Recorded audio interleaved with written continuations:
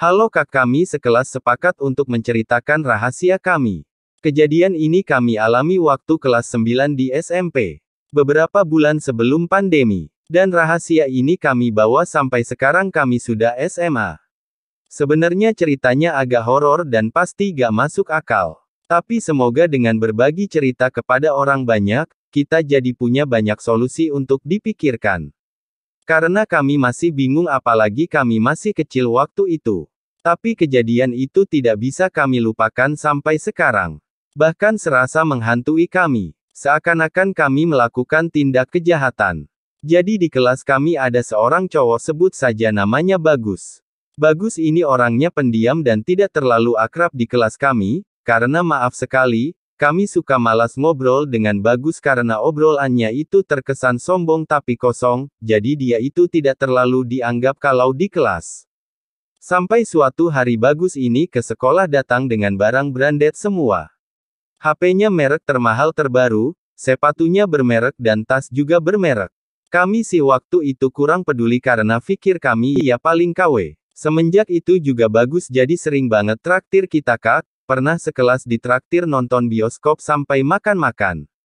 Tapi tidak lama dari sana Bagus meninggal dunia. Kami sekelas kaget mendengarnya dan juga mulai merasa bersalah. Kenapa? Karena 1 minggu sebelum Bagus meninggal, Bagus sering chat dengan kata-kata aneh di grup. Misal dia tiba-tiba chat di grup kayak gini. Guys, kayaknya gue bisa lihat hantu deh. Itu adalah chat pertama yang aneh yang Bagus bagikan di grup. Tapi karena Bagus ini emang suka terkadang caper, kita gak ada yang gubris. Lalu hari berikutnya dia chat seperti ini. Hati-hati kalau lewat tangga dekat kelas bahasa di sana ada nenek bungkuk. Kami masih mengabaikan chat Bagus di grup karena kami pikir Bagus ini lagi iseng dan niat mau nakut-nakutin kita. Lalu chat berikutnya. Kayaknya gue punya indera keenam nih. Sumpah gue gak bohong. Gue jadi kayak bisa lihat makhluk aneh. Nah, di sini beberapa teman menggubris dengan nada bercanda. Dan sebagian orang tertawa. Lalu terakhir tiba-tiba Bagus ini video call grup di malam hari dan beberapa teman ada yang mengangkat.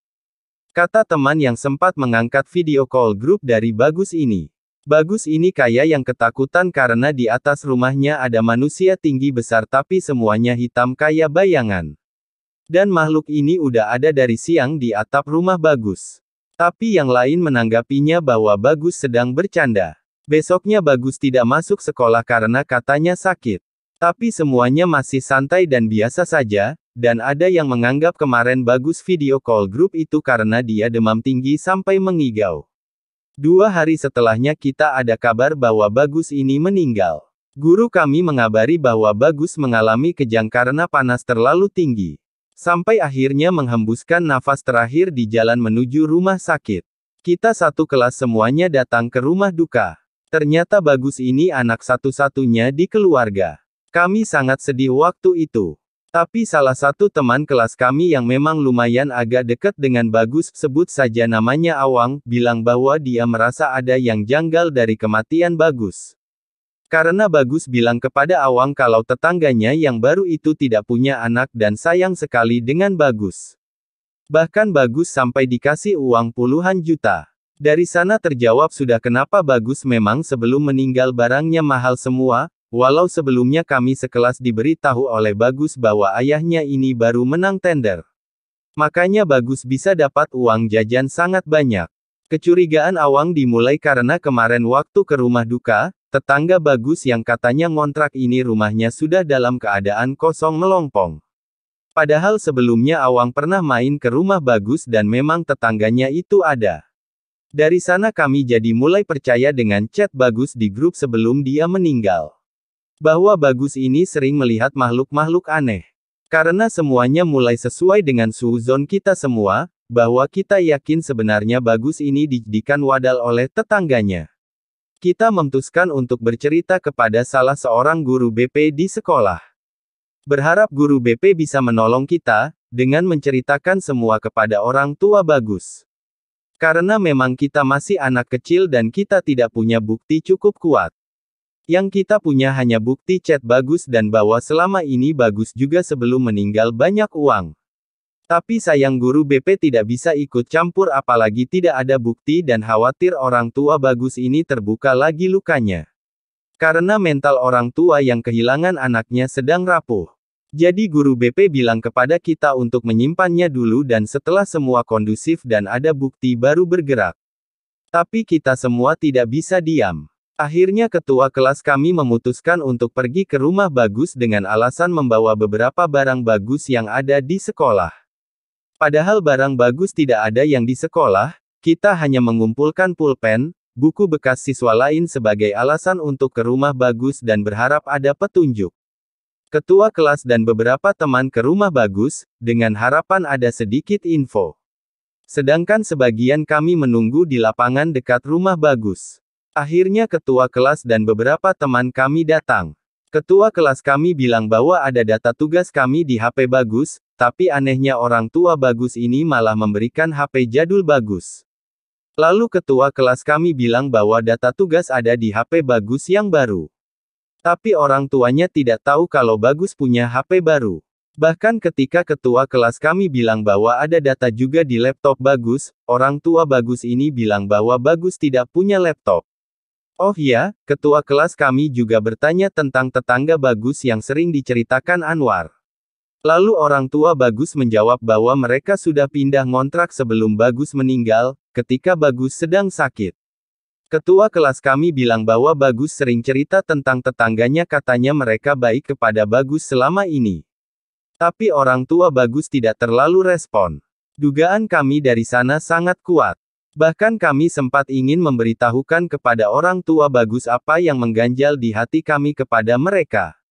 Tapi kami khawatir mereka tidak akan percaya. Karena kami hanyalah anak kecil. Lama-kelamaan kasus Bagus mulai tidak kami bahas.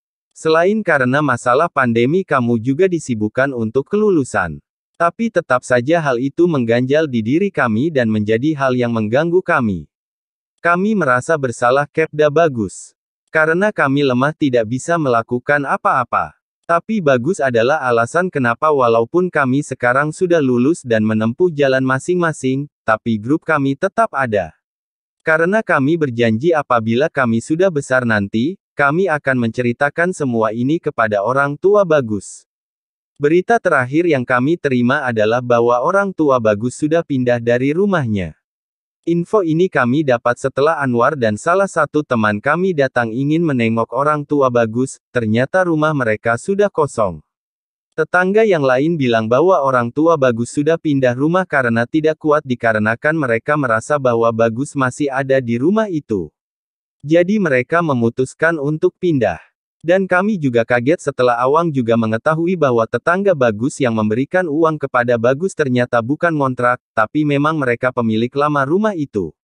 Tapi memang mereka jarang datang ke rumah itu. Jadi tetangga pun tidak terlalu akrab dengan mereka. Bahkan nama mereka juga tetangga di sekitar kurang hafal. Bertanya kepada RT RW juga kami masih agak khawatir. Kami khawatir di-cap sebagai anak yang lebay atau apapun itu. Karena satu-satunya cerita tentang tetangga yang memberikan uang kepada Bagus pun hanya Awang yang tahu dan itu tanpa bukti. Sebenarnya banyak sekali yang mengganjal dari kasus ini, apakah sebenarnya Bagus meninggal biasa?